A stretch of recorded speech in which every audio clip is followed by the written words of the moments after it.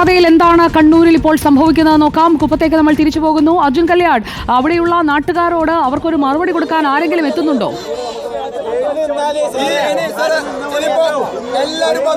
സുജിയ സൂചിപ്പിച്ചതുപോലെ തന്നെ ജില്ലാ കളക്ടറെ നമ്മൾ ബന്ധപ്പെട്ടു. പക്ഷേ ജില്ലാ കളക്ടറെ നേരിട്ട് സംസാരിക്കാൻ വേണ്ടി കഴിഞ്ഞില്ല. അദ്ദേഹത്തിന്റെ PA ആണ് ഇപ്പോൾ ഫോൺ അറ്റൻഡ് ചെയ്തത്. അദ്ദേഹം പറയുന്നത് ജില്ലാ കളക്ടർ ഒരു അടിയന്തര യോഗത്തിലാണ് ഇപ്പോൾ ഉള്ളത്, അതുകൊണ്ട് കൂടിയാണ്. പക്ഷേ സാറിന്റെ ശ്രദ്ധയിൽ ഈ വിഷയം ഉള്ളതാണ്. നേരത്തെ തന്നെ ഇതിനകത്ത് നാഷണൽ ഹൈവേ അതോറിറ്റിയുടെ ഉദ്യോഗസ്ഥർക്ക് ഇതുമായി ബന്ധപ്പെട്ടുള്ള നിർദ്ദേശം നൽകിയിരുന്നു. അവരുടെ ഉന്നത ഉദ്യോഗസ്ഥർ സ്ഥലത്തെത്തണമെന്നുള്ള കാര്യം അറിയിക്കുകയും ചെയ്തതാണ്. ഒന്നുകൂടി അവരെ ബന്ധപ്പെട്ടുകൊണ്ട് ഉടനടി അവിടത്തേക്ക് എത്താനും ഈ വിഷയത്തിനകത്ത് ശാശ്വതമായിട്ടുള്ളൊരു പരിഹാരം ഉണ്ടാക്കാനുള്ള നടപടി ഉണ്ടാക്കാനും ഒക്കെയാണ് ഇവർ പറയുന്നത്. എന്തായാലും ഇപ്പോൾ പോലീസ് ഈ നാട്ടുകാരോട് ഇവിടെ നിന്ന് പിന്തിരിയണമെന്നുള്ള കാര്യം അഭ്യർത്ഥിക്കുന്നുണ്ട്. പക്ഷേ അതിന് സന്നദ്ധരാവാൻ ഇവിടെയുള്ള നാട്ടുകാർ തയ്യാറാവുന്നില്ല. അവർ പറയുന്നത് 3 ഘട്ടമായി ഈ പ്രതിഷേധം സംഘടിപ്പിച്ചു. രാവിലെ 10 മണിയോടുകൂടി നടന്നിട്ടുള്ള പ്രതിഷേധം ഒരു 10-15 മിനിറ്റ് സമയം ഉപരോധിക്കുകയും ആ ഘട്ടത്തിൽ പോലീസ് എത്തി കാര്യങ്ങൾ അറിയിക്കുകയും മറ്റ് യാത്രക്കാർക്ക് ബുദ്ധിമുട്ടാവേണ്ടതില്ല എന്നുള്ള ഒരു കാര്യം സൂചിപ്പിച്ചതിൻ്റെ ഭാഗമായി ഈ പ്രതിഷേധം അവസാനിപ്പിക്കുകയും ചെയ്തു. അതിനുശേഷം 12 മണിക്ക് വീണ്ടും ഒരു പ്രതിഷേധം സംഘടിപ്പിച്ചു. ആ പ്രതിഷേധം വീണ്ടും ഇത്തരത്തിൽ ചില ഉറപ്പുകൾ ലഭിച്ചതിൻ്റെ ഭാഗമായി ഉച്ചയ്ക്ക് ശേഷം ജില്ലാ കളക്ടറോ ബന്ധപ്പെട്ട അധികാരികളോ ഇവിടത്തേക്ക് എത്താം എന്നുള്ള അറിയിപ്പ് ലഭിച്ചതിൻ്റെ ഭാഗമായി അത്തരം ഒരു മറുപടി ലഭിക്കുകയും ചെയ്തു. നമുക്കിപ്പോൾ മറ്റൊരു ദൃശ്യം കൂടി നമുക്ക് കാണാൻ വേണ്ടി കഴിയും. അതായത് യാത്രക്കാർ, അതായത് ഇവിടെയുള്ള ബസ്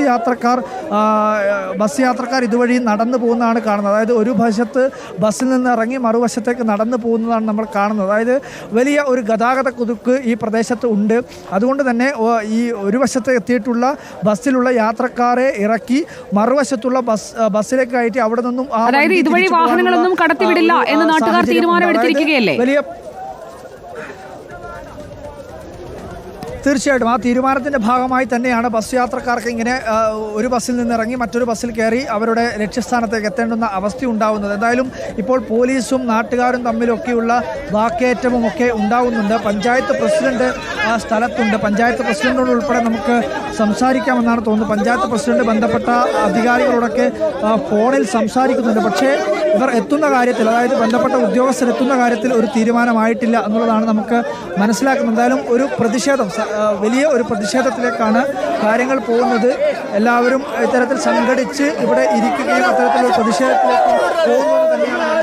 എന്തായാലും ഒരു വലിയ പ്രതിഷേധം തന്നെയാണ് അത് വലിയ പ്രതിഷേധം തന്നെയാണ്. കാരണം ഞങ്ങളുടെ ജീവന് ഭീഷണിയാണ്, ഞങ്ങൾ ഈ വീട്ടുകാരുടെ ജീവന് ഭീഷണിയാണ്.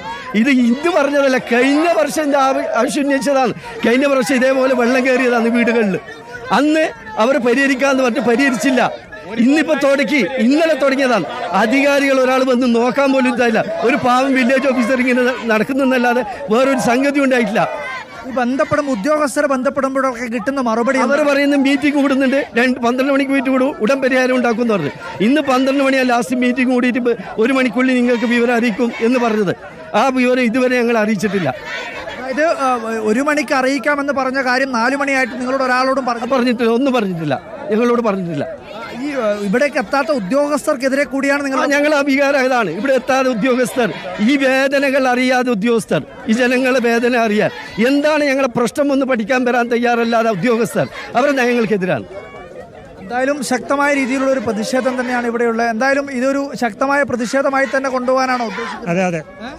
പ്രായമായവർ മുതൽ എല്ലാവരും, കുട്ടികൾ മുതൽ വരെ ഈ സമരത്തിന്റെ ഭാഗമായി പങ്കെടുക്കുന്നുണ്ട്, ഈ പ്രതിഷേധത്തിന്റെ ഭാഗമായി പങ്കെടുക്കുന്നുണ്ട്. കുഞ്ഞുകുട്ടികളൊക്കെ റോഡിൽ കുത്തിയിരുന്നു കൊണ്ടുള്ള ഒരു പ്രതിഷേധമാണ് ഇവിടെ. വേനൽക്ക് അവർക്ക് വെക്കേഷൻ ടൈമാണ്, അവർക്ക് കളിക്കാൻ പോലും ഒരു ഇടമില്ല.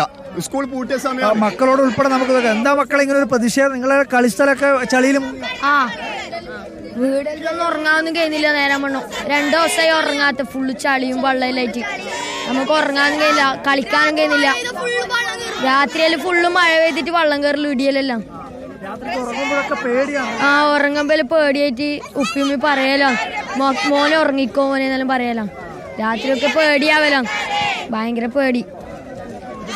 ഇന്നലെ രാത്രിയാണോ വീട്ടിലൊക്കെ ഇങ്ങനെ വെള്ളവും ചളിയൊക്കെ? ഇന്നലെ രാവിലെ തുടങ്ങിയതാ മഴ. രാത്രിയാകുമ്പോൾ വെള്ളമൊക്കെ വരാൻ തുടങ്ങി, പിന്നെ പേടിയാവാൻ തുടങ്ങി. പിന്നെ ഉറങ്ങലൊന്നുമില്ല. 2-3 ദിവസമായി ഉറങ്ങാത്ത വൃത്തിക്ക്. കളിക്കുന്ന കളിസ്ഥലൊക്കെ പോയോ? പോയി. മണ്ണും ചളിയെല്ലാം, ഫുള്ള് മണ്ണും ചളിയെല്ലാം, വെള്ളമെല്ലാം കയറി. രാവിലെ മദ്രസിലേക്കൊന്നും പോവാനൊന്നും കഴിയുന്നില്ല. രാവിലെ ചളി, റോട്ടിൽ ഫുള്ള് ചളിയായിട്ട് ചളിയിലെ കൂടി നടക്കാണ്ട് പോവാൻ കഴിയില്ല. മദ്രസില് ബാഗ് വെച്ചിട്ട് ഇങ്ങോട്ടേക്ക് എടുത്താ ഡ്രസ് മദ്രസയിൽ നിന്ന് ബാഗ് എടുക്കാതെ വീട്ടിലേക്ക് വരുന്ന ബുക്ക് നനയും.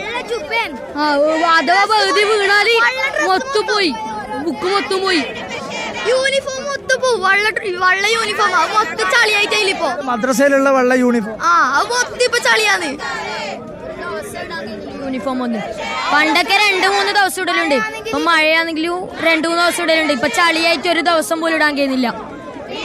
എന്തായാലും ആ കുഞ്ഞുങ്ങളുടെ കാര്യം തന്നെ, കുഞ്ഞുങ്ങൾ പറഞ്ഞത് കാര്യം മാത്രം നോക്കിയാൽ മതി. അവരൊക്കെ എത്രമാത്രം വികാരപരമായാണ് സംസാരിക്കുന്നത് മാത്രം നോക്കിയാൽ മതി. അതായത് അവരൊക്കെ പറയുന്ന അവരൊക്കെ കളിക്കാനിടമില്ല, രാത്രിയിൽ ഉറങ്ങുമ്പോൾ പോലും രക്ഷിതാക്കൾ അവരെ ഉറങ്ങിക്കോ എന്ന് പറഞ്ഞ് ആശ്വസിപ്പിച്ച് മാത്രമാണ് ഉറങ്ങാൻ വേണ്ടി കഴിയുന്നത്. എന്നാൽ പോലും പേടി കൊണ്ട് ഉറങ്ങാൻ വേണ്ടി കഴിയുന്നില്ല എന്ന് ആ കൊച്ചുകുട്ടികൾ എത്ര നിഷ്കളങ്കമായാണ് പറയുന്നത്. അവരുടെ വേദനയെങ്കിലും കണക്കിലെടുത്ത് ഉദ്യോഗസ്ഥർ ഈ സ്ഥലത്തേക്ക് എത്തണം എന്നുള്ളതാണ് ഇപ്പോൾ പ്രധാനമായും ഉയരുന്ന ആവശ്യം.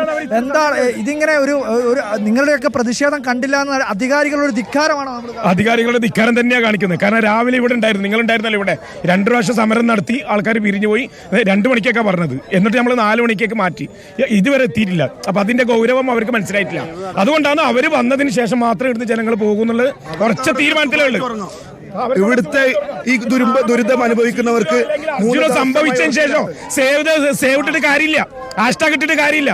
നാളെ മറ്റന്നാൾ 1-2 ജീവൻ പോയതിനു ശേഷം പറഞ്ഞിട്ട് കാര്യമില്ല. അതുകൊണ്ടാണ് അതിന് മുന്നോടിയായിട്ട് ജനങ്ങൾ എല്ലാവരും ഇറങ്ങിയത്. രാവിലത്തേക്കാളും ആൾക്കാരുണ്ട് കൂടുതൽ. ഇനി ഇന്നും അതിന് കിട്ടിയില്ലെങ്കിൽ ഇതിനേക്കാൾ ആൾക്കാർ കൂടും.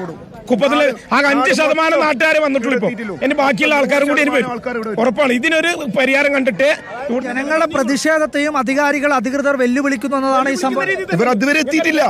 2 മണി പറയുന്നു, 3 മണി പറയുന്നു, 4 മണി പറയുന്നു. ഇതുവരെ ഇവിടെ എത്തിയിട്ട് കാണുന്നില്ല. ഇപ്പൊ 5 മണിയായി.